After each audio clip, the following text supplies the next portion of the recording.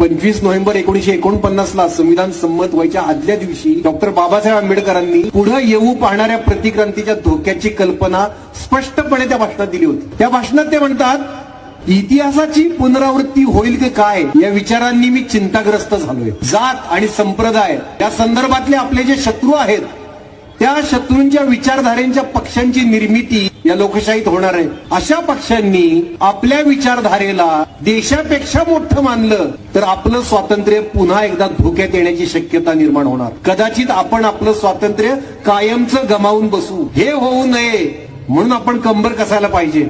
आपल्या रक्ताचा शेवटचा थेंब असेपर्यंत आपल्या स्वातंत्र्याचं आपण रक्षण करायला पाहिजे।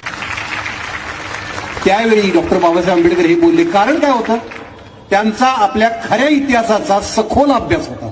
आपल्या शत्रूच्या कुटील मानसिकतेची, त्याच्या कपटी कारस्थानी स्वभावाची, वृत्तीची त्यांनी सखोल चिकित्सा केली होती। याच भाषणात ते पुढे म्हणतात, नीट ऐका, कुणी कितीही मोठा माणूस सत्तेत येऊ द्या, जनतेनं आपलं स्वातंत्र्य त्याच्या पायाची अर्पण करता कामा नये।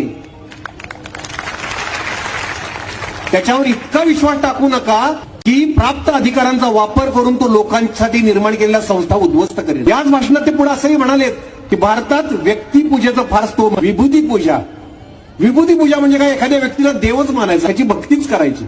अध्यात्मात ही व्यक्तिपूजा कदाचित तुम्हाला आत्म्याच्या मुक्तीचा मार्ग मिळवूनही देईल, पण राजकारणातली भक्ती ही अंतिमतः तुम्हाला हुकुमशाहीकडे हमखास नेणारा मार्ग ठरतो। आता मला सांगा, त्यावेळी डॉक्टर बाबासाहेब आंबेडकरांनी सांगितलेल्या भाषणातला शब्द न शब्द आज खरा ठरलाय की नाही?